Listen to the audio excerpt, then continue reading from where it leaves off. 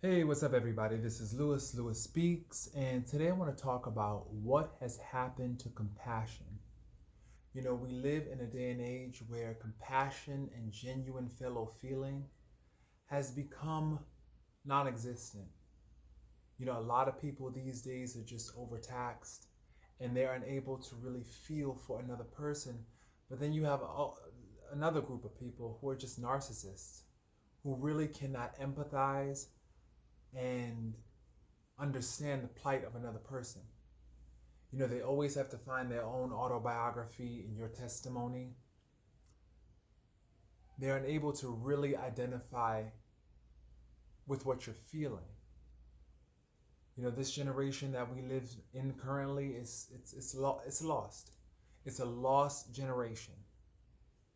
And I think about the scriptures, Matthew's 24:12, where it says the love of the greater number will cool off due to the increasing lawlessness in the world. And you're seeing that come to fruition every single day. You're seeing that every single day. There's always someone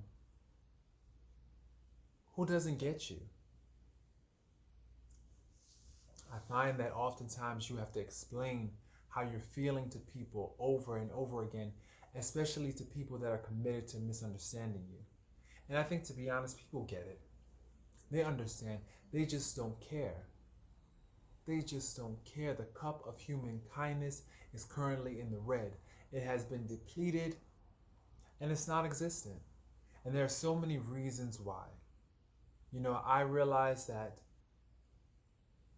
there have been so many good people who have tried to continue to be loving and compassionate, but you have people out there who just, they're takers. They'll take, and never give. Never give. And then what I realize is this. Nowadays, when you're an understanding person, when you're a kind person, when you're a, quote, nice guy, a nice girl, you're forced to get excuses. You're always forced to understand. People say things like, "Oh, she'll understand," or "he'll understand." So all you get are the excuses. And they say, "Oh, well, she's good like that," or "he's good like that. He'll understand." So a lot of people realize that compassion only gets punished with excuses. People are always throwing you excuses as to why they can't show up for you, why they can't listen to you, why they can't be there for you, because they know that you'll accept that. And they know that you'll understand. And so this is why people, they struggle with being compassionate, because compassion gets nothing but abuse, you know? And I'm just thinking this world is so twisted. Before, compassion was something that was a good thing. It was seen as a noble trait. Now, nobody's willing to be compassionate anymore because it just gets you played, used, taken advantage of, pushed to the side. And I think a lot of people are just afraid of being ignored, invisible, not seen.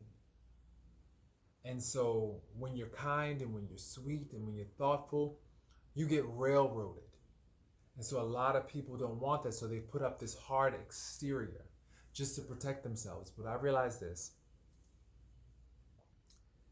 In the final analysis, being a good person and a compassionate person is not a bad thing.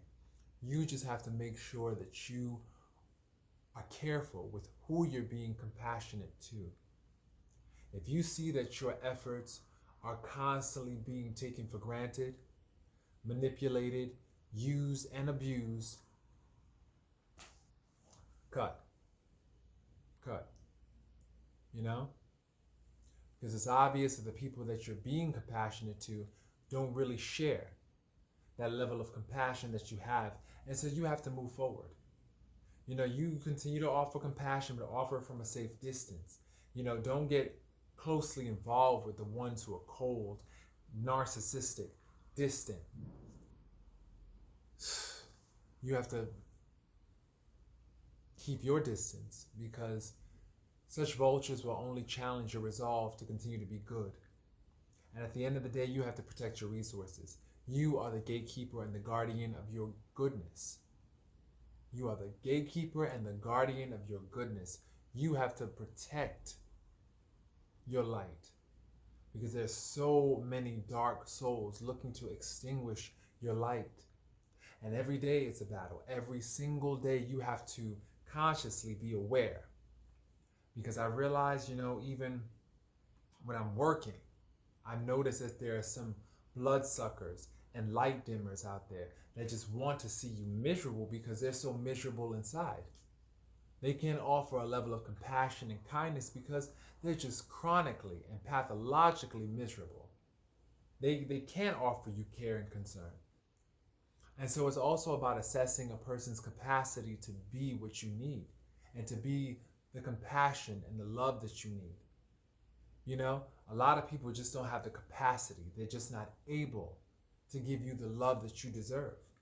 And so that's okay. That's fine. But you also have to realize that it's your responsibility, especially those with limited support systems. This is crucial. It's your responsibility to assess a person's capacity. Can they love you the way that you deserve to be loved? Can they treat you the way that you deserve to be treated? Do they speak your love language? Are they willing to learn how to speak your love language? If the answer is no, you have to let them go because it's pointless. It's pointless to continue to hang on to situations and people that continue to drain you. You are worthy of all the love that you give to everyone else. And when you're not getting that love, when you're constantly pouring into others and no one's pouring into you, you start to realize that, wait a minute, I'm emptying my cup. Who's going to fill me up? Who's going to fill me up? Thankfully, my Heavenly Father fills me up with His grace and His mercy. I'm so appreciative. I also realize that you need people on earth angels, I call them.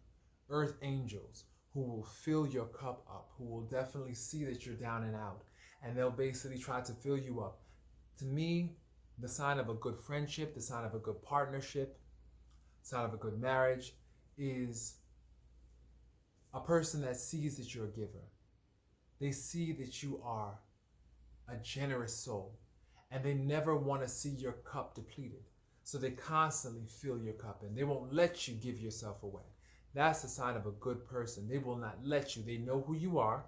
They know that you're a generous, compassionate, thoughtful person, and they realize that, wait a minute, we have to preserve this person. This person is rare. They won't let you give yourself away. They won't let you.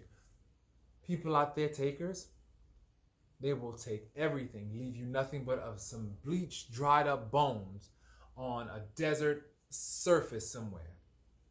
They don't care. They'll take everything if you let them. They won't naturally put a cap on your generous heart. And you need people to sometimes do that, especially for emotional bleeders, especially for people who struggle with codependency issues, especially people who are working through so many different issues. They need people who will say, wait a minute, have you loved you today? What have you done to love you today? What can I do to show you love? I see you giving the world. I see you out there pouring your heart, soul, everything into the world. What have you done for you? Those are the ones who you need to keep around you because they remind you of your need to love on yourself. They bring you back to yourself. And that's a sign to me also of a good relationship, are people that bring you back to yourself. Can they bring you back home? If their love doesn't return you home to your own love, what good is it? And that's just my personal philosophy, because I realize that there are so many takers out there, people that will try to use your compassionate nature to build their own empires. But you have to definitely be mindful and be cautious and be discerning. Pray for discernment. I definitely pray for discernment. Every single day I pray for discernment to be able to Recognize who is good, who is not. Reveal and remove. Because too many vultures.